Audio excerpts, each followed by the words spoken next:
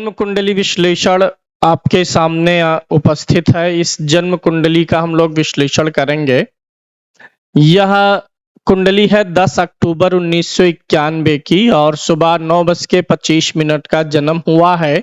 भागलपुर बिहार का जन्म है। इस जन्म कुंडली का विश्लेषण हमें करना है।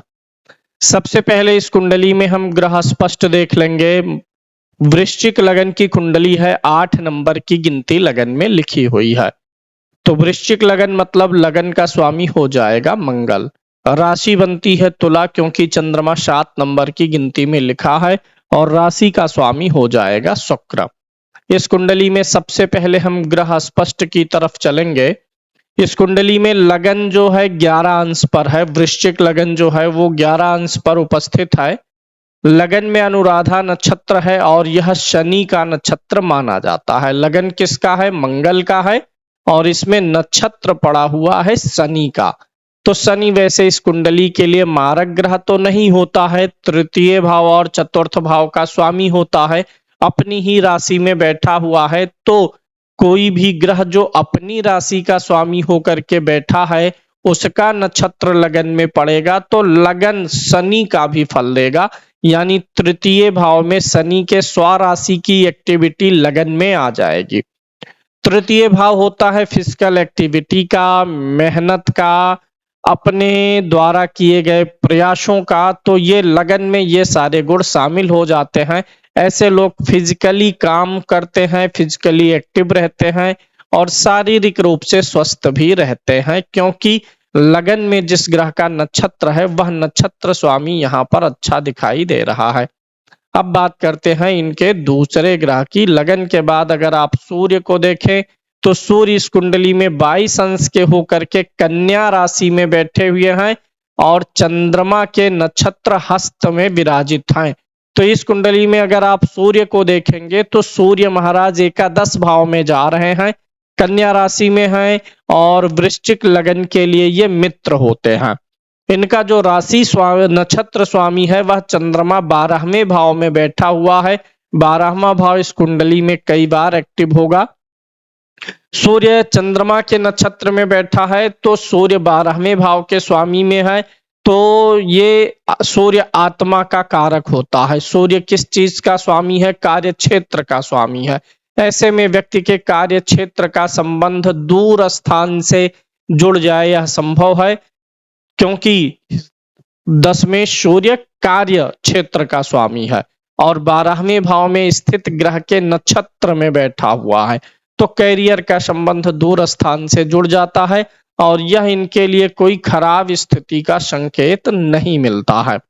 चंद्रमा की बात करें तो चंद्रमा महाराज 20 अंश के होकर के तुला राशि विशाखा नक्षत्र में है, गुरु के नक्षत्र में है। तुला राशि में चंद्रमा बैठा हुआ है, गुरु के नक्षत्र में है। चंद्रमा भाग्य का स्वामी भी है, 12 में बैठा हुआ है। गुरु इस कुंडली में अच्छा ग्रह माना जाएगा। मंगल जो लगन का स्वामी है उसके लिए गुरु मित्र है। तो चंद्रमा में गुरु के भाव 10म भाव का भी फल शामिल हो जाता है। यानी गुरु की स्थिति अच्छी है, नक्षत्र स्वामी की स्थिति अच्छी है, राशि भी अच्छी है, भाव भी अच्छा है, तो चंद्रमा को इससे बल मिलता है और चंद्रमा की दशा में गुरु जहां बैठा है उस भाव का भी फल मिल जाता है। मंगल की बात करें तो मंगल 1 अंश के हैं, तुला राशि में है, चित्रा नक्षत्र में है, अपने ही नक्षत्र में है। सूर्य चूंकि 22 अंश का है कन्या राशि में और मंगल 1 अंश का है, तो सूर्य और मंगल के बीच में कुल मिलाकर के मात्र 8 अंश का अंतर रह जाता है और यही 8 अंश का जो अंतर है इसीलिए मंगल यहाँ पर अस्त है।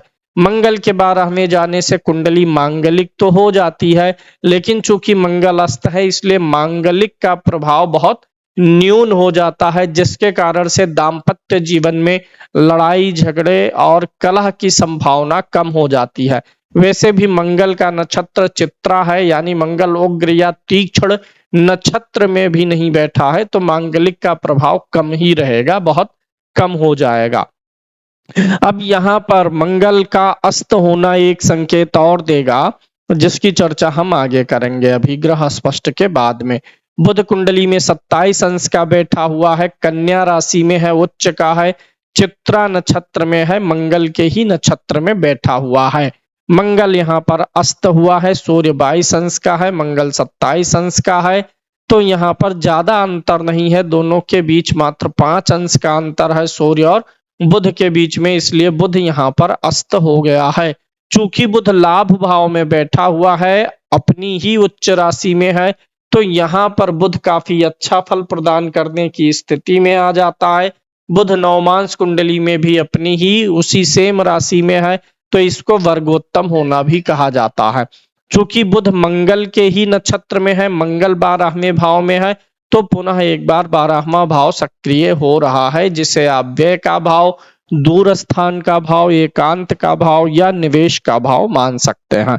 बुध इस कुंडली में मार्केश भी है, जिसकी चर्चा हम आगे करेंगे। गुरु 11 अंश का है, सिंह राशि में है, मघा नक्षत्र में है, केतु के नक्षत्र में है।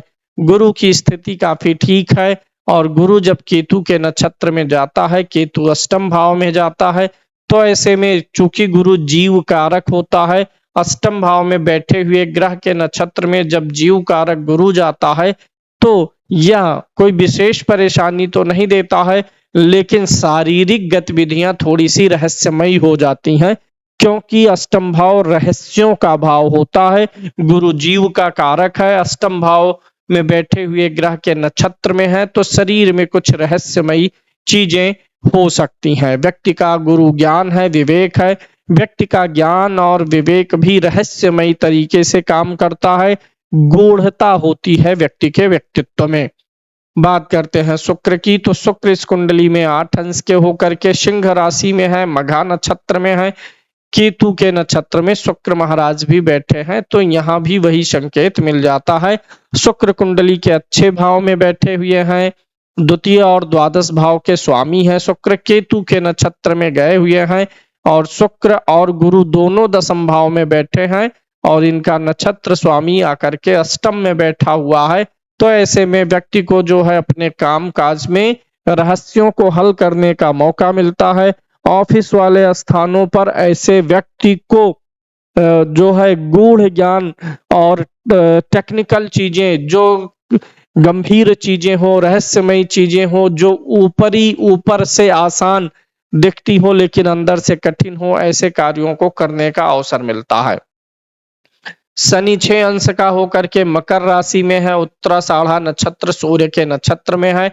शनि का नक्षत्र स्वामी अच्छा है, क्योंकि 11th हाउस में जाकर के बैठा है। राहु कुंडली में 20 अंश का है, धनु राशि में है, शुक्र के नक्षत्र में है।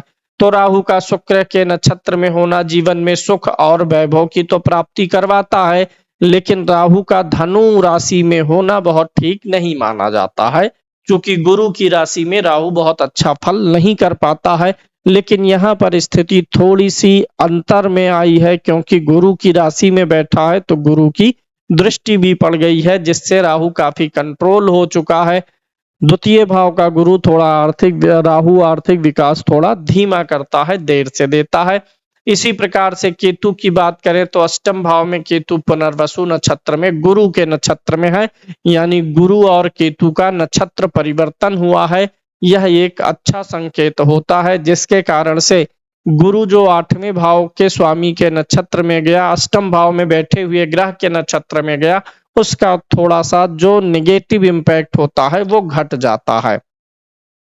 वृश्चिक लगन की कुंडली है, लगन में ही मांदी और गुलिक बैठे हुए हैं। मांदी और गुलिक लगन में जब होते हैं तो सेहत को थोड़ा सा बीच बीच में डामाडोल स्थिति आने की संभावना रहती है। लग्नेश मंगल है, 12वें भाव में गया हुआ है, व्यक्ति जन्म स्थान से दूर जाएगा, लेकिन चूंकि मंगल अस्त भी हुआ है, इसलिए विदेश में व्यक्ति का सेटलमेंट होने से रुक जाएगा।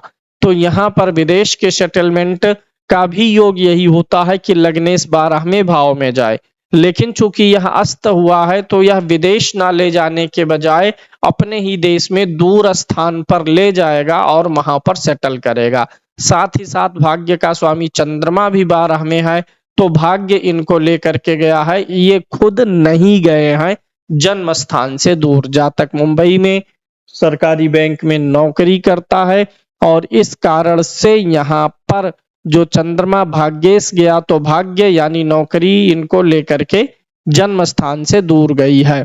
वैसे भी राहु भी दूसरे भाव में बैठा है। जब राहु दूसरे भाव में हो तो व्यक्ति अपने कुटुंब से, अपने खानदान से, अपनी मातृभूमि से दूर जाता है। राहु दूसरे भाव में हो तो जब मर्जी तब कुटुंब के लोगों का साथ और उनके साथ समय बिताने का अवसर नहीं मिल पाता है, यानी दूरी होती है। तो राहु भी यही संकेत दे रहा है। चौथे भाव का स्वामी भी अपने भाव से 12 में गया हुआ है, तो इनको लगभग आजीवन जन्म स्थान से दूर रहने का ही संयोग बनता है। वर्तमान समय में बुध की महादशा चल रही है और बुध जिस ग्रह के नक्षत्र में बैठा है, यानी बुध मंगल के नक्षत्र में बैठा है और मंगल भी 12वें भाव में है, यानी कि बुध की दशा में पूरा इनका बाहर का ही संयोग दिखाई दे रहा है। घर पे वापस आने का, जन्म स्थान पर वापस आने का अभी कोई संयोग बनता हुआ नजर नहीं आ रहा है। तो ये डिसीजन यहाँ पे हुआ कि ये जन्म स्थान से दूर रहेंगे। विदेश की संभावना तो कम है, लेकिन जन्म स्थान से दूर रहने की संभावना हमेशा इस कुंडली में बनी हुई है, आगे भी बनी रहेगी। मंगल 12वें भाव में गया है, चंद्रमा शुभ ग्रह के साथ में है, यानी लग्नेश और भाग्येश की युति हुई है। कहां पर हुई है? 12वें घर में हुई है। तो इनका भाग्य जन्म स्थान से दूर ही ज्यादा सक्रिय रहेगा। जन्म स्थान पर आने पर, चूंकि लगन में गुलिक और मांदी बैठे हुए हैं, तो जन्म स्थान पर आने पर इनके सेहत पर बुरा असर पड़ने लग जाएगा।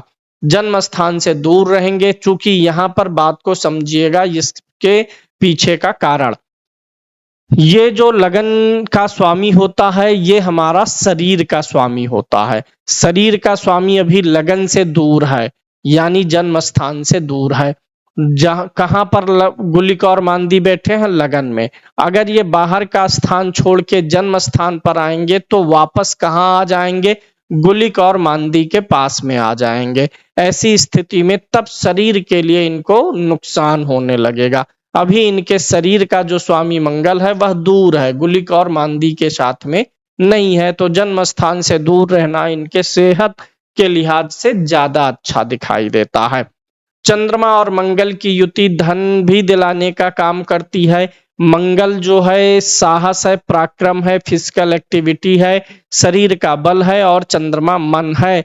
तो जिसका मंगल चंद्रमा एक साथ होता है, ऐसे लोगों के मन में साहस का संचार होता है, ऊर्जा का संचार होता है। ऐसे लोगों का मन जोशीला बना रहता है।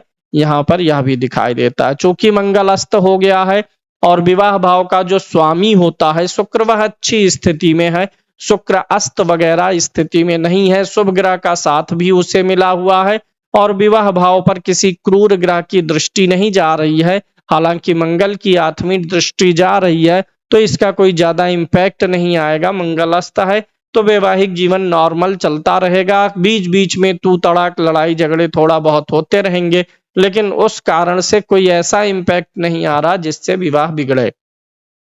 अब यहाँ पर अगर हम देखें अगले ग्रह को, तो यहाँ पर राहु द्वितीय भाव में बैठा है। राहु द्वितीय भाव में हो तो थोड़ा थोड़ा फाइनेंशियल लीकेज करवाता है।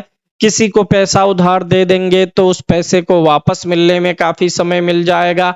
व्यक्ति अपने कुटुंब से दूर रहता है। ऐसा राहु कभी कभी स्मोकिंग आदि की तरफ भी आकर्षित करने का प्रयास करता है। तो इस बात का भी इनको ख्याल रखना है कि इनकी संगति ना बिगड़ने पाए और धूम्रपान वगैरह की तरफ या किसी प्रकार के व्यसन की तरफ आकर्षित होने से इनको खुद को बचाना होगा। अच्छी बात यह है कि इस पूरी कुंडली में राहु के नक्षत्र में कोई ग्रह नहीं बैठा है, इसलिए राहु अत्यधिक सक्रिय नहीं हो पाया है। इसलिए यह बात की व्यसन की तरफ और नशे की तरफ आकर्षित होने की संभावना तो है, लेकिन बहुत कम है। बहुत कोई तगड़ा आकर्षण नहीं बनेगा। ये कंट्रोल में रह करके, अगर ऐसा कुछ होता है तो कंट्रोल करने की क्षमता बनी रहेगी। द्वितीय भाव में राहु महाराज बैठे हुए हैं, गुरु की राशि में बैठे हैं और गुरु की दृष्टि आ गई, जिसके कारण से यह राहु अत्यधिक बुरा नहीं हो पाया है। राहु जिस भाव में बैठता है उस भाव में अचानक परिवर्तन कराता है। उस भाव के लिए व्यक्ति जो है सीमा के बाहर जाकर के काम करना चाहता है। तो द्वितीय भाव धन का भाव है। व्यक्ति जो है धन को असीमित पाना चाहता है। धन के लिए जो है पारंपरिक तरीकों के बजाय कुछ यूनिक तरीका आजमा करके भी धन प्राप्त करना चाहता है। तो राहु यहाँ पर बैठे हैं, इसलिए कभी भी किसी प्रकार के स्कीम टाइप की योजना में मत फंसिएगा, लालच में मत आइएगा, आराम से चलिएगा, धैर्य पूर्वक चलिएगा। गुरु की दृष्टि है, वह आपको धन दिलाने में मदद करेगी। अगर हम यहाँ पर तीसरे भाव के स्वामी को देखें जो कि शनि है, और चौथे भाव का भी स्वामी शनि है, स्वराशि का होकर के बैठा हुआ है। तीसरे भाव का स्वामी फिजिकल एक्टिविटी अच्छी रखता है, लोगों से संपर्क अच्छा बनवाता है। व्यक्ति किसी भी काम के लिए सिर्फ योजनाएं नहीं बनाता है बल्कि प्रयास भी करता है। और शनि का स्वाग्रही होना बताता है कि व्यक्ति के पास अपना घर, अपनी गाड़ी, सुख साधन सुविधाएं मौजूद रहेंगी। चौथे भाव पर चूंकि यहाँ से दो शुभ ग्रहों की दृष्टि भी चली गई है, इसलिए व्यक्ति के पास एक से अधिक मकान और संपत्ति होने का भी योग आ जाता है, क्योंकि भाव का स्वामी भी अच्छा है, अपनी ही दूसरी राशि में बैठा है, भाव पे दो दो शुभ ग्रहों की दृष्टि भी पड़ चुकी है। तो इसलिए व्यक्ति के पास एक से अधिक यानी कम से कम दो, और संभावना तो दो से अधिक की भी दिखाई देती है कि व्यक्ति के पास दो से अधिक मकान और प्रॉपर्टी के योग बन जाते हैं। चौथे भाव पर गुरु और शुक्र की दृष्टि पारिवारिक शांति का भी इंडिकेशन देती है। व्यक्ति का पारिवारिक माहौल अच्छा रहता है। शुक्र भौतिक विकास और गुरु घर और परिवार के लोगों में ज्ञान और आध्यात्मिकता भी जोड़ता है। यानी ऐसे लोग भौतिक विकास और आध्यात्मिक विकास दोनों पर लगे होते हैं, और परिवार के लोग भी भौतिक और आध्यात्मिक दोनों विकास पर ध्यान देते हैं। पंचम भाव का स्वामी बृहस्पति है, और यही बृहस्पति इस कुंडली में धन भाव का भी स्वामी है। धनेश और पंचमेश होकर के बृहस्पति आकर के बैठ गया है दसम भाव में। यह संतान का भी भाव होता है। संतान भाव का स्वामी दसम भाव में गया हुआ है, बहुत अच्छा संकेत मिल जाता है। यहाँ पर केंद्र में जाना बृहस्पति का, त्रिकोण स्थान का स्वामी होकर के, लगन का मित्र होकर के, चूंकि बृहस्पति इस कुंडली में कारक ग्रह भी है। कारक ग्रह इस कुंडली में मंगल है, बृहस्पति हैं और चंद्रमा है। मारक ग्रह इस कुंडली में शुक्र और बुध होते हैं। गुरु इस कुंडली का मार्केश नहीं होता है, क्योंकि गुरु की दूसरी राशि पंचम भाव में है, तो यहाँ से कारक है। गुरु चूंकि लगन का मित्र है, इसलिए कारक ग्रह के रूप में ही काम करेगा। मारक ग्रह लगन के मित्र नहीं होने चाहिए। तो इसलिए हमेशा याद रखिए, जब कोई ग्रह द्वितीय, तृतीय, षष्टम, सप्तम, अष्टम, एकादश और द्वादश इन भावों में से किसी दो भाव का स्वामी होता है, तभी वह ग्रह मारक होता। और मारक ग्रह कभी जो है अपनी दूसरी राशि से कारक नहीं होता है, या फिर लगन का मित्र नहीं होता है। तो बुध और शुक्र इस कुंडली में मारक होते हैं। गुरु यहाँ पर मारक की स्थिति में नहीं है। गुरु पंचम का स्वामी, त्रिकोण का स्वामी यानी धर्म स्थान का स्वामी है, और यहाँ पर जाकर के बहुत अच्छी स्थिति में बैठा हुआ है। अर्थ त्रिकोण में बैठा भी है, अर्थ त्रिकोण का स्वामी भी है। गुरु के अंदर वह पोटेंशियल है जो आपको धन ला करके देगा, जीवन में धन घटने नहीं देगा, धन की आपूर्ति हमेशा अच्छी बना करके रखने वाला है। संतान भाव का स्वामी है, दसम में गया है। संतान सुख आपकी कुंडली में काफी अच्छा है। संतान जो है इसका संबंध आपके कर्म भाव से बन रहा है, तो कहीं ना कहीं भविष्य में आपकी संतान और आपका कार्य क्षेत्र दोनों मिलता हुआ ही नजर आएगा। आपकी संतान भी आपके कार्य क्षेत्र या कर्मों से प्रभावित होकर के उसी अनुकूल कैरियर बनाएगी, यानी आपसे मिलता जुलता हुआ कैरियर आपकी संतान का भी होने वाला है। धनेश भी है, केंद्र में गया है, कभी भी आपका हाथ पैसे से खाली होने वाला नहीं है, और धन के लिए, धन की आपूर्ति के लिए यह एक वरदान माना जाता है। दूसरा, गुरु जब भी केंद्र में जाता है तो व्यक्ति की आयु पर आने वाले सभी संकटों का समाधान करता है, यानी केंद्र का गुरु है, आयु लंबी करेगा। वैसे भी कुंडली में तीसरे भाव का शनि भी आयु बढ़ाता है, केंद्र का बृहस्पति भी बढ़ाता है, और लग्नेश चर राशि में गया हुआ है, यह भी आयु को बढ़ाने का काम करता है। इस जातक की आयु पर कोई खतरा नहीं है। छठे भाव का स्वामी भी यही मंगल है, 12वें भाव में गया है, लेकिन इससे विपरीत राजयोग नहीं बनेगा, क्योंकि मंगल लग्नेश भी है। लग्नेश कभी विपरीत राजयोग में भाग नहीं लेता। दूसरी बात, विपरीत राजयोग वाले ग्रह जो होते हैं उनके साथ में 6, 8, 12 के अलावा किसी अन्य भाव का स्वामी उपस्थित नहीं होना चाहिए। तो यहाँ पे नवम का स्वामी चंद्रमा भी है, तो विपरीत राजयोग जैसी कोई स्थिति बनती हुई नजर नहीं आती है। चूंकि मंगल खष्टेश भी है, द्वादश से जाकर के अपने भाव को देख रहा है, तो कोई बहुत विशेष रोग ऋण शत्रु की संभावना नहीं बनती है। विरोधी अपने आप अपने रास्ते से हटते रहेंगे। कोई विशेष संकट रोग के माध्यम से, ऋण के माध्यम से, शत्रु के माध्यम से आए, ऐसा कुछ बनता नहीं है। छठा भाव भी पीड़ित नहीं है। छठे भाव पर अगर मंगल की भी दृष्टि है, तो चंद्रमा जैसे शुभ ग्रह की भी दृष्टि है और गुरु जैसे शुभ ग्रह की भी दृष्टि है, यानी दो शुभ ग्रह छठे भाव को देख रहे हैं और एक क्रूर ग्रह मंगल जो देख रहा वह खुद की ही राशि को देख रहा। ऐसे में व्यक्ति किसी से दुश्मनी करता ही नहीं है। छोटी छोटी बातों का बुरा लगना, लोगों से रास्ते चलते ऐठना, तनाव लेना, ये सब इनके लक्षण में ही नहीं होता है। ऐसे लोग न केहू से दोस्ती न केहू से बैर वाली सिद्धांत पर काम करते हुए चलते हैं। सप्तम भाव भी कुंडली का नॉर्मल है, ठीक है। मंगल के अलावा किसी अन्य ग्रह की दृष्टि नहीं है, इसीलिए कभी कभी पति पत्नी के बीच में तनाव तो हो जाता है, लेकिन कोई यहाँ पर बहुत विवादास्पद चीज दिखाई नहीं देती है। अष्टम भाव में केतु बैठा हुआ है, ऐसे में ऐसे जातकों का कभी कुछ शरीर में टूट फूट हुआ हो, कभी चोट लगी हो, जिसके साथ टांके लगे हुए हो, ये सारी चीजें दिखाई देती हैं। कभी टाके लगे हो, हड्डी टूटी हो, बचपन में ऐसा कुछ हुआ हो, ऐसी संभावनाएं बन जाती हैं। कभी कभी थोड़ा थोड़ा बीच बीच में पाइल्स वगैरह के कुछ लक्षण आते हुए नजर आते हैं अष्टम भाव में केतु के होने के नाते। अष्टम भाव में अगर केतु होता है तो व्यक्ति की जो सिक्स सेंस होती है वो भी काफी अच्छा काम करती है। घटनाओं का पूर्वानुमान लगाना, किसी के बारे में जो सोचना वो सत्य होना, किसी के बारे में बुरा ऐसे व्यक्ति को नहीं बोलना चाहिए। अष्टम भाव में केतु के होने से थोड़ा सा यहाँ पर सेहत के लिए तो खराब होता है, लेकिन सिक्स सेंस और आध्यात्मिक उन्नति के लिए अच्छा है, क्योंकि केतु आध्यात्म का ग्रह है और गुरु के ही नक्षत्र में बैठा हुआ है।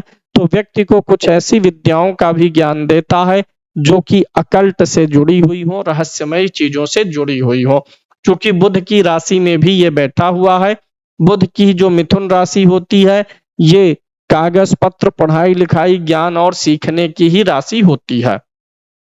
तो केतु यहाँ पर थोड़ा सा सेहत के लिए अशुभ है और भीतर गहराई से जातक को इम्प्रूव करने का भी काम करता है, उसके ज्ञान विज्ञान को। नवम भाव को अगर हम, अष्टम भाव का स्वामी यहाँ पर बुध है और एकादश भाव का स्वामी बुध है।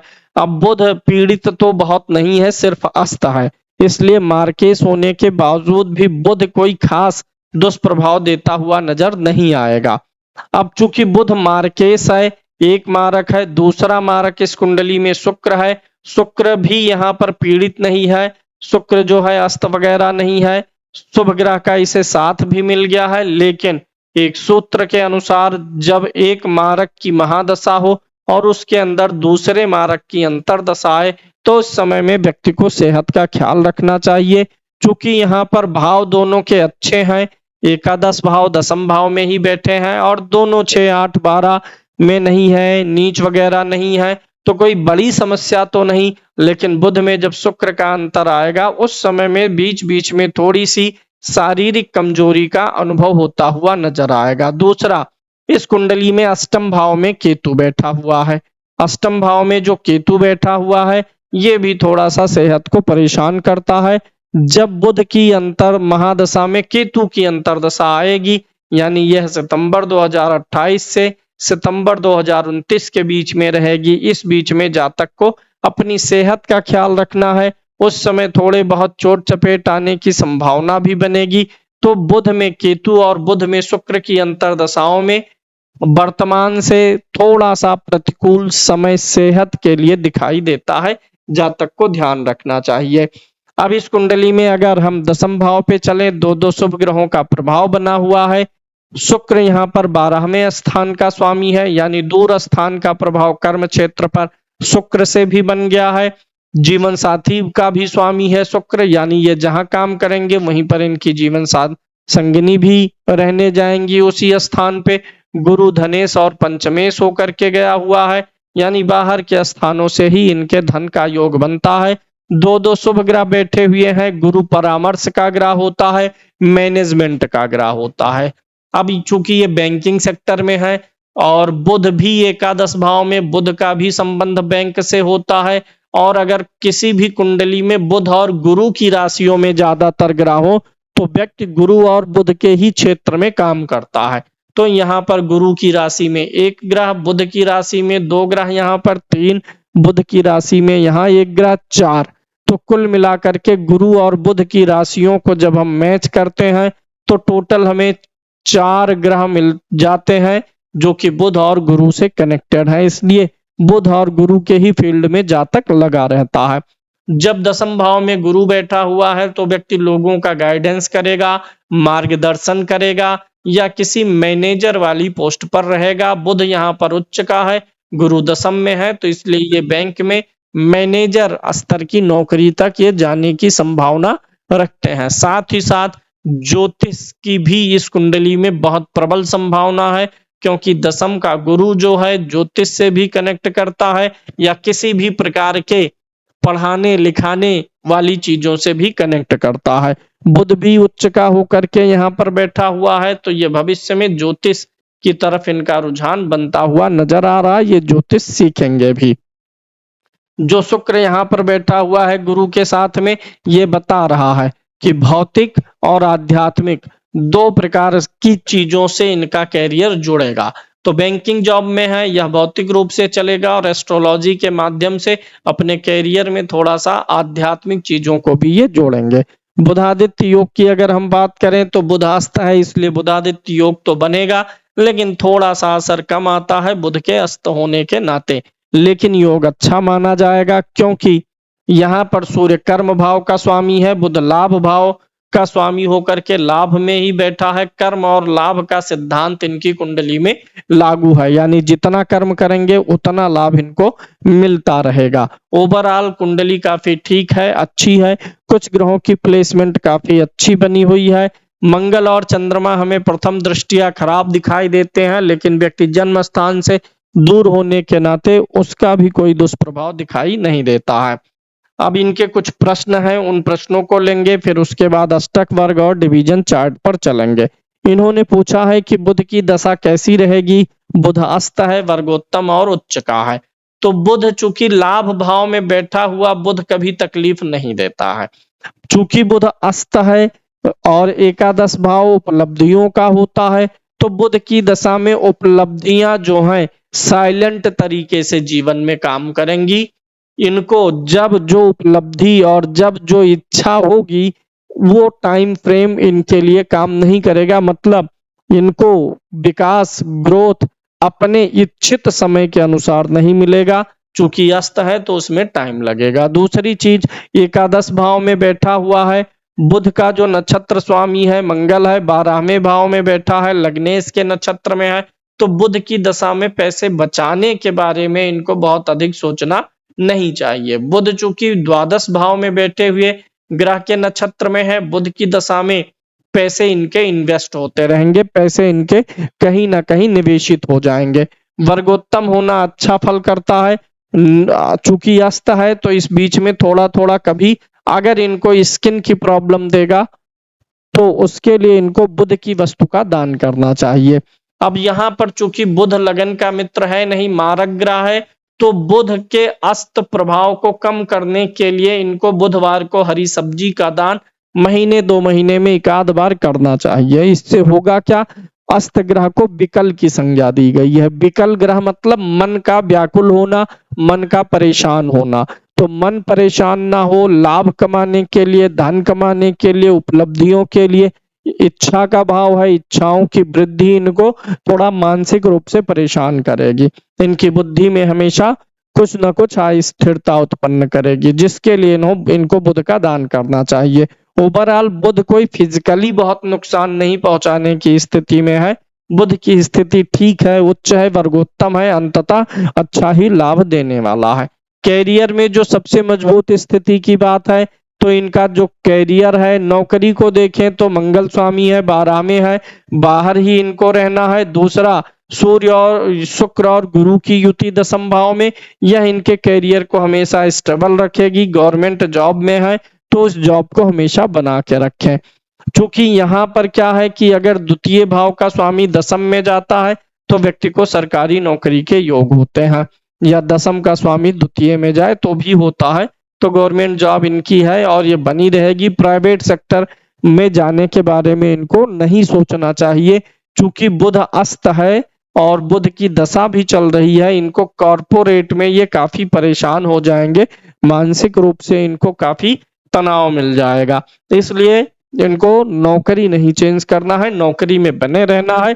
साथ ही साथ कोई अन्य स्किल, जैसे किसी भी प्रकार का लोगों को गाइडेंस देना, मार्गदर्शन देना, ऐसी कोई स्किल सीख करके ये अलग से भी कुछ काम कर सकते हैं। और उसका समय भी शुरू हो गया है बुध की महादशा शुरू होते ही, क्योंकि अब ये ज्योतिष, हस्त रेखा, वास्तुशास्त्र, बुध इन्हीं चीजों का कारक है, अकाउंटिंग का है और ये डाटा इकट्ठा करने का ग्रह है। तो इन सारे क्षेत्रों से जुड़ा हुआ कुछ नया स्किल सीख करके ये सर्विस सेक्टर में काम कर सकते हैं। लोगों को सेवा देने का ही ये कुंडली बनता है। कोई फिजिकल व्यापार करने की जरूरत इनको नहीं है, जिसमें कोई प्रोडक्ट सेल करना हो, दुकान खोलनी हो, ऐसे कार्यों से इनको बचना चाहिए। इनकी कुंडली उस चीज के लिए नहीं बनी है। ये सेवा दें उसी चीज के लिए इनकी कुंडली बनी हुई है। तो आपका जो तीसरा सवाल है, क्या जन्म स्थान से दूर है, ये इसमें विदेश योग कैलकुलेट हो जाएगा? हाँ जी, सो आपका मंगल अस्त है, इसलिए विदेश की संभावना कम बनती है। प्रयास करेंगे, चूंकि नवमेष भी शामिल है, तो कुछ समय के लिए विदेश घूमने फिरने के लिए जो है ट्रेवल वीजा पे जाने की संभावना है। सेटलमेंट का योग नहीं है। आर्थिक विकास और ज्यादा पैसे बनाने के योग यही हैं कि आप कुछ और स्किल डेवलप करिए, उस स्किल के माध्यम से आपके पास में और अधिक पैसे आएंगे। क्योंकि गुरु यहाँ पर है, द्वितीय भाव को देख भी रहा है, गुरु के माध्यम से अधिक धन आने की संभावना दिखाई दे रही है। आगे यहाँ पर अगर आप देखें तो बुध भी अच्छी स्थिति में है, गुरु और बुध की राशि में सबसे ज्यादा ग्रह है। तो आप ज्योतिष पढ़ाने लिखाने का भी काम कर सकते हैं, या कोई भी चीज पढ़ाने लिखाने का भी काम कर सकते हैं। अभी बुध की दशा है, बुध आपका लाभ भाव में है, तो बुध आपको उपलब्धियां देगा। यानी बुध की दशा में आपकी आर्थिक विकास की स्थिति बनने वाली है। विशेष करके एक सिद्धांत होता है, अगर बुध लाभ भाव में बैठा हुआ है तो लाभ भाव भी एक तरीके से जो है धन का समर्थन करता है। यहाँ पर सहधर्मिता का सिद्धांत काम करता है। बुध लाभ में है तो बुध की दशा में ऐसे ग्रह जो धन और लाभ से जुड़े होंगे, उनकी अंतरदशाओं में आपको लाभ होगा। बुध में राहु आपको लाभ देगा, क्योंकि राहु का संबंध धन भाव से है, तो दोनों सहधर्मी हो गए, एक लाभ में है एक धन में है। गुरु लाभ भाव का स्वामी होकर के बैठा हुआ है, बुध में गुरु की दशा में, बुध में राहु की दशा में। और इसके अलावा जो है इस कुंडली में गुरु के नक्षत्र यानी धनेश के नक्षत्र में चंद्रमा बैठा हुआ है। चंद्रमा में यानी कुल मिलाकर के मोटा मोटी अगर मैं देख लूं, सूर्य भी लाभ भाव में है, तो बुध में सूर्य की अंतरदशा से आपकी इनकम बढ़ेगी। कुछ अतिरिक्त आमदनी के स्रोत आपके जीवन में खुल चुके होंगे और वहीं से धन के योग आपकी कुंडली में और अधिक प्रबल होंगे। कोई अचानक से बहुत भारी धन मिल जाए, ऐसी कोई संभावना नहीं नजर आती है। स्कीम टाइप की योजनाओं से दूर रहिएगा। राहु है, लालच में कभी फंसिएगा नहीं, धन डुबा देगा आपका। आपने पूछा हुआ है वैवाहिक जीवन ठीक रहेगा, वो हमने आपको ऑलरेडी बता दिया है। आपने ये एक चीज लिखा है ओवर थिंकिंग की। ओवर थिंकिंग वाली समस्या आपकी कुंडली में बनती है क्योंकि चंद्रमा हमारे विचारों का ग्रह होता है। चंद्रमा सूर्य से मात्र एक भाव दूर है, यानी अभी उसमें अधिक पक्ष बल आया नहीं है, पक्ष बल की कमी दिखाई देती है। चंद्रमा आपका जो है मंगल एक तरफ बैठा हुआ है, मंगल 1 अंश का है, चंद्रमा 20 अंश का है, और यहाँ पर चंद्रमा मंगल और बुध के बीच में है, तो पाप कर्तरी योग चंद्रमा पे नहीं लागू है। लेकिन अगर मंगल छठे चंद्रमा छठे 8वें 12वें में जाता है तो ये ओवर थिंकिंग देता है, ये परेशानी देता है। ये कारण तो यह है। अच्छी बात यह है कि अकेला नहीं है, मंगल के साथ है तो उतनी अधिक परेशानी नहीं देगा। इसमें मुख्य समस्या का कारण बनता है कि 12वें भाव में स्थित चंद्रमा पे शनि की 10वीं दृष्टि जाना, ये चीज मुख्य रूप से काम कर रही है। जब भी चंद्रमा को शनि देखेगा तो मन को थोड़ा अस्थिर करेगा। शनि क्या है?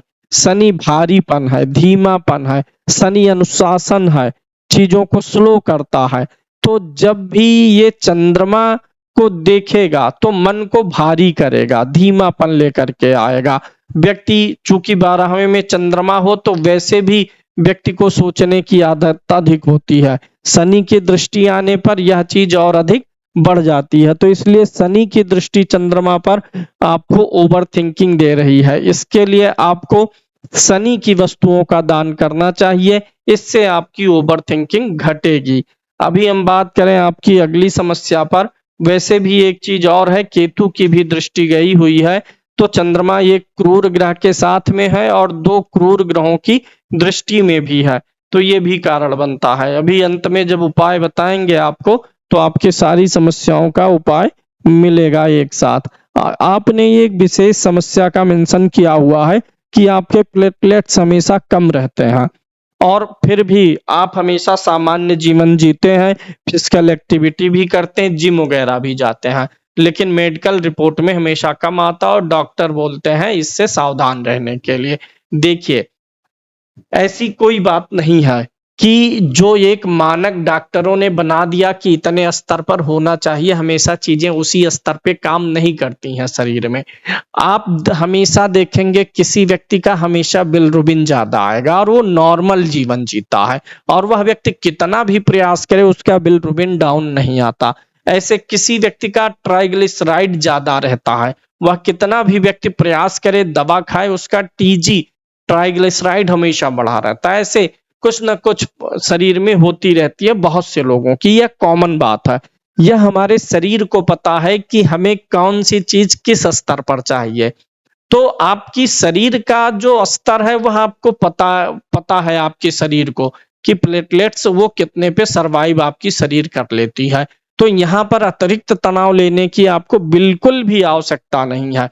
दूसरी चीज, जीव कारक जो बृहस्पति अष्टम भाव में बैठे हुए केतु के नक्षत्र में है, तो ये जीव कारक बृहस्पति जब अष्टम भाव में बैठे हुए ग्रह के नक्षत्र में होता है तो व्यक्ति का जीव यानी जीवन कुछ रहस्यमयी तो होता ही है। यानी ये जो प्लेटलेट्स हैं ये रहस्यमयी तरीके से काम करेंगे आपके लिए। जीवन पे 1% का भी खतरा उत्पन्न करने का काम ये नहीं करेंगे। आप निश्चिंत रहिए, आप इसे यह मान लीजिए कि ये आपके बॉडी की जो जरूरत है, बॉडी अपने आप में उतनी प्लेटलेट्स पर्याप्त पा रही है। जितना प्लेटलेट्स बन रहा है वही आपके बॉडी को चाहिए ही, उससे ज्यादा होगा तो आपका प्लेटलेट्स आपके बॉडी के चाहत से ज्यादा माना जाएगा। दूसरी चीज, एक बात और यहां पर बनती है कि जब भी किसी भी व्यक्ति के अष्टम भाव में राहु हो, केतु हो, गुरु हो, तो शरीर में कुछ ना कुछ ऐसी चीजें होती ही है। तो इससे आपको बिल्कुल परेशान होने की जरूरत नहीं है। शनि तीसरे भाव में, फिजिकल एक्टिविटी आप करिए, आप करेंगे ही, क्योंकि यहाँ पर शनि बैठा है। कोई भी नुकसान होता हुआ नजर नहीं आ रहा, कभी भी नहीं होगा। हाँ, एक चीज है, केतु यहाँ पर बैठा हुआ है, अगली दशा केतु की जब आएगी तब थोड़ा सा ध्यान देना है। अष्टम का केतु थोड़ा सा चोट चपेट या किसी प्रकार के टांके, सर्जरी या जो है डेंगू वगैरह की शिकायत भी कर सकता है। तो केतु की दशा आने पे आपको ज्यादा सावधानी रखने की जरूरत रहेगी। जब भी आपके केतु की दशा आएगी, यानी अप्रैल 2023 में आपके केतु की दशा आने वाली है, उस समय में आप थोड़ा सा सावधान रहिएगा। उस समय में क्या करना है आपको कि लगातार जो है आप थोड़ा शरीर का डायग्नोसिस कराइएगा। बुखार वगैरह बिल्कुल होने पर आपको सावधानी रखने की जरूरत रहेगी। केतु की दशा के बाद आपकी शुक्र की दशा आती है जो बहुत अच्छी चलेगी। शुक्र मारक तो है लेकिन वह पीड़ित नहीं है, इसलिए शुक्र से आपको बिल्कुल घबराने की जरूरत नहीं है। शुक्र आपका जीव कारक के साथ में है, शुभ ग्रह के साथ में है, व्यापार हाउस का भी स्वामी है, तो शुक्र की दशा में आप पैसा भी अतिरिक्त सोर्स से अधिक कमाएंगे और सुख साधनों की सुविधा भी आपके जीवन में शुक्र की दशा में बढ़ेगी। केतु की दशा में आपको सावधानी रखनी है, सेहत वाइज बहुत ठीक नहीं है, लेकिन कैरियर वाइज कोई विशेष परेशानी देने का योग भी नहीं बनता है। उपाय की अगर हम बात करें तो हमेशा फाइनेंशियल स्थिति के लिए द्वितीय भाव के राहु के वस्तुओं का दान करिएगा और लालच वाली स्कीम में कभी मत फंसिएगा। सेहत के लिए केतु के वस्तु का दान करिएगा और केतु का जप भी एक बार करवाइएगा। तो राहु केतु का जप और इनकी वस्तुओं का दान करना आपके लिए अच्छा रहेगा। बीच बीच में बुध अस्त है, विकल अवस्था में है, तो बुध के लिए महीने 2 महीने में 2 से 4 किलो हरी सब्जी दान करेंगे तो बुध के अस्त का दोष नहीं आएगा। बुध अपनी उच्च का और वर्गोत्तम का फल आपको देता रहेगा। चूंकि वृश्चिक लगन है आपकी, वृश्चिक लगन के लिए चंद्रमा कारक होता है, गुरु मंगल कारक होते हैं।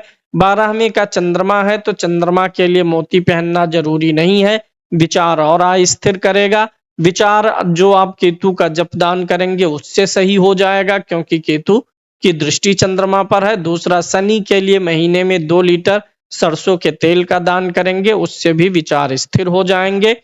तीसरी चीज यहाँ पर जो है सिर्फ आपके लिए स्टोन जो बनेगा वो एक पुखराज का स्टोन बनता है, आप पुखराज पहन सकते हैं, अन्य कोई बहुत स्टोन पहनने की आवश्यकता नहीं है। सूर्य का भी स्टोन आप पहन सकते हैं। चंद्रमा के लिए आप चांदी का कोई जो है स्टोन जो आप बनवाए गुरु का या सूर्य का, मालिक या पुखराज, वो चांदी में पहन लेंगे तो उससे चंद्रमा को भी मिल जाएगा बल। मोती पहनने की जरूरत नहीं है, मोती पहनने के साइड इफेक्ट आ सकते हैं, वैचारिक अस्थिरता, मन की चंचलता और अधिक बढ़ सकती है। अब हम आ जाते हैं आपके नवमांस कुंडली पर। आपके D9 कुंडली को देखें तो तुला लगन की कुंडली बनती है, लग्नेश अच्छी स्थिति में है, लगन में मंगल और राहु ग्रह बैठे हुए हैं, इसलिए आपके पत्नी का भी स्वभाव कोई बहुत शांत नहीं है। आपका भी मंगल 12th में है और यहाँ भी मंगल आ गया है, तो इसलिए दोनों लोगों का मैचिंग हो गया है, मैचिंग हो गया।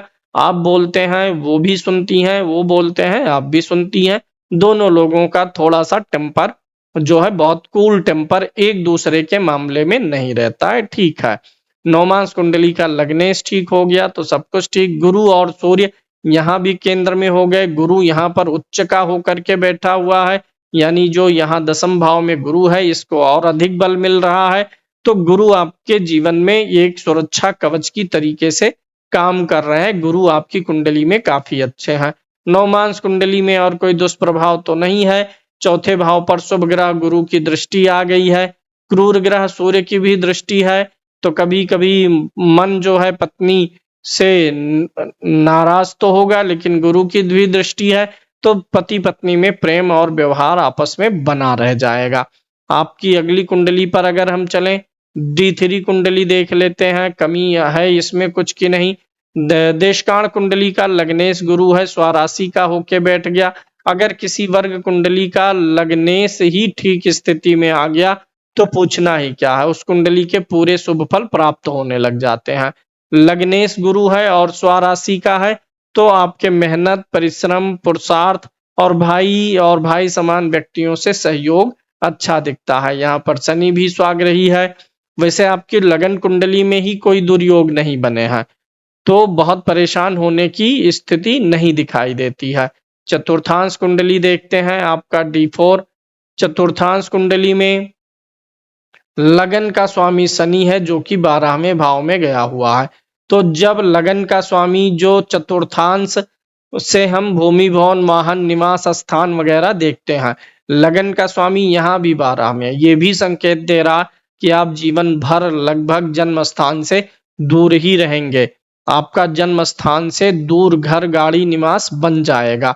चौथे भाव का स्वामी शुक्र, गुरु और शुक्र की दृष्टि यहाँ भी है, तो एक से अधिक मकान, प्रॉपर्टी का योग यहाँ पे भी बनता हुआ नजर आ रहा है। जो जिस वर्ग कुंडली में जो चीजें देखी जाती हैं, आवश्यक होती हैं, उन चीजों का विवरण यहाँ पर मैं आपको दे रहा हूं, क्योंकि किसी भी वर्ग कुंडली में लग्न और संबंधित भाव का विचार अवश्य करना चाहिए।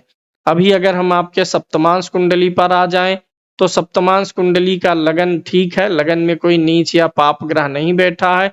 लगन का स्वामी चंद्रमा अष्टम भाव में गया है और गुरु की दृष्टि से प्राप्त हो गई है, इसलिए संतान में भी कोई दिक्कत नहीं है। संतान भाव का स्वामी गुरु है और यह जो है सप्तमांश में अच्छी स्थिति में बैठा हुआ है। सप्तमांश में सूर्य शनि की युति है, तो इसलिए आपका पुत्र आपसे कभी कभी मतभेद करेगा, आपके साथ तर्क वितर्क पुत्र का होने वाला है। दशमांश कुंडली पर अगर आपके हम चले, D10 कुंडली में लगन में ही मंगल शुक्र बैठे हुए हैं। मंगल शुक्र यहाँ पर है तो शुक्र स्वयं स्वामी है, यानी कैरियर की स्थिति को मजबूत कर देता है। मंगल जो साहस का ग्रह है, बल का है, आप अपनी ऑफिस में पूरे मेहनत से, पूरे बल से, बिना थकावट के काम भी करते हैं, ये भी दिखाई देता है। गुरु शनि बैठे हुए द्वितीय भाव में, आप अपनी ऑफिस में लोगों से ज्ञान की बातें और डिप्लोमेटिक बातें करते हैं, यानी शनि क्या है, शनि जो है अनुशासन है, गुरु ज्ञान है, आपकी भाषा बोली में ज्ञान और अनुशासन दोनों बना रहता है। तृतीय भाव भी ठीक है, मेहनत और आप वहां पर कर ही रहे हैं। बुद्धि भाव में बुध बैठा है, बिना तर्क और बिना किसी बताए गए कारण के आप कोई बात स्वीकार नहीं करते। ऑफिस में कोई चीज आपसे कुछ कोई व्यक्ति शेयर करता है तो आप उसके पीछे का कारण भी जानना चाहते हैं। ऑफिस के कार्यों में आपकी बुद्धि भी बड़ी तेज चलती है। और नवम भाव भी ठीक है, बुध की राशि में राहु अच्छा फल देता है। चंद्रमा भी ठीक है, मंगल की राशि में मंगल से दृष्ट है, तो कैरियर तो मुझे आपका बहुत अच्छा दिखाई देता है, स्थिर दिखाई देता है। बैंकिंग के अलावा आप एस्ट्रोलॉजी का क्वेश्चन भी पूछे हैं, एस्ट्रोलॉजी का फील्ड आपके लिए बहुत बेहतर है। अन्यथा कुछ भी ऐसा करिए जहां से आप लोगों को कुछ सिखाने, बताने, प्रशिक्षण देने का काम करें। अभी हम आपके अष्टक वर्ग की कुंडली पे चल रहे हैं। लगन कुंडली से धन तो ठीक है, लेकिन अब चूंकि मुझे लगता आपके पूछने का जो उद्देश्य है वो बहुत बड़े धन को है, तो उसे हम अष्टक वर्ग से देखेंगे। लगन कुंडली में धन का समर्थन गुरु करता है, द्वितीय भाव में राहु भी है, धन है, लेकिन बहुत बड़ा धन, महाधन नहीं दिखता है। लगन में 32 पॉइंट है, अच्छी बात है। लगन में 32 पॉइंट का होना आयु, आरोग्य और स्वास्थ्य के लिए अच्छा है। दूसरा, धन भाव में 24 पॉइंट है, व्यय में 19 पॉइंट है, तो व्यय में कम है, धन में ज्यादा है, यानी जीवन में आर्थिक उपद्रव नहीं आएगा। पैसा आप जो कमाएंगे उसमें से पैसा बचाएंगे भी, यही लाभ भाव का भी संकेत है। लेकिन एवरेज पॉइंट कौन से होते हैं, 28 होता है, तो 28 से डाउन है, यानी आपके धन और लाभ की स्थिति एक सीमा में बधी रहेगी। मतलब ऐसा नहीं है कि आप जो है बहुत असीमित धन कमा लें। इस कुंडली में जिसको करोड़पति योग बोला जाता है, ऐसे कुछ योग तो बहुत विशेष नहीं बन रहे हैं। आर्थिक परेशानियां नहीं है, लेकिन जीवन में इतना भी फाइनेंशियल फ्रीडम नहीं है कि जब जो मर्जी आप वह जीवन में कर पाए, खरीद पाए। यानी एक अनुशासन में, बजट में और व्यवस्था में चलते हुए आपका आर्थिक जीवन अच्छा दिखाई देता है। अभाव वाला आर्थिक जीवन नहीं है। पॉइंट यहाँ भी कम है, यहाँ भी कम है, अच्छी बात है, व्यय भाव से ज्यादा है, इसलिए जीवन में आर्थिक परेशानियों का संकेत नहीं है। तीसरे भाव में 30 पॉइंट है, मेहनत परिश्रम ठीक है, यहाँ पर 25 पॉइंट है इसीलिए, और यहाँ पर 24 पॉइंट है। आप जन्म स्थान से दूर भी हैं और दूर रहेंगे भी, आपको अपनी मातृभूमि का सुख कम मिल पाएगा। 26 पॉइंट यहाँ है, तो संतान से जो एक चीज मैंने बोला था उससे तर्क वितर्क होना, वो संकेत यहाँ भी है। यहाँ पर 29 पॉइंट है, लगन में 32 पॉइंट है, विरोधियों पर आप ही हावी रहेंगे। यहाँ पर अधिक पॉइंट होना ये भी बताता है कि जो एक रहस्यमयी तरीके से प्लेटलेट्स कम रहते हैं उसका संकेत देता है, लेकिन आयु बढ़ाता है। पति और पत्नी के नेचर में थोड़ा सा डिफरेंस है, आप में 32 है और यहाँ पर 26 है। पति पत्नी में आप थोड़ा ज्यादा डोमिनेटिंग है, मतलब आपका प्रभुत्व वैवाहिक जीवन पे, दाम्पत्य जीवन पे ज्यादा बना रहता है। और इसके अलावा अगर हम भाग्य की बात करें तो भाग्य आपका फुल समर्थन कर रहा है, कर्म भी ठीक है। जितनी मेहनत आप कर रहे हैं उस हिसाब से आपकी आमदनी मुझे थोड़ी कम दिखाई दे रही है। मेहनत के हिसाब से आमदनी कम है, उसे आपको बढ़ाने का प्रयास करना चाहिए। रेमेडी के तौर पे हमने आपको स्टोन बता दिए हैं, जप और दान बता दिया है। उन चीजों को करने से आपको जीवन में जो भी आप आगे रास्ता बनाने का प्रयास करेंगे उसमें आपको काफी मदद मिलेगी। वर्तमान बुध की दशा काफी ठीक है, इच्छाएं मनोकामनाएं पूरी होंगी, लाभ मिलता रहेगा, लेकिन आउट ऑफ द बॉक्स जाकर के कोई लाभ नहीं मिल रहा है। केतु की दशा में सेहत के लिए सतर्क रहना है। शुक्र की दशा में आप अच्छा एंजॉयमेंट करेंगे आगे। धन्यवाद।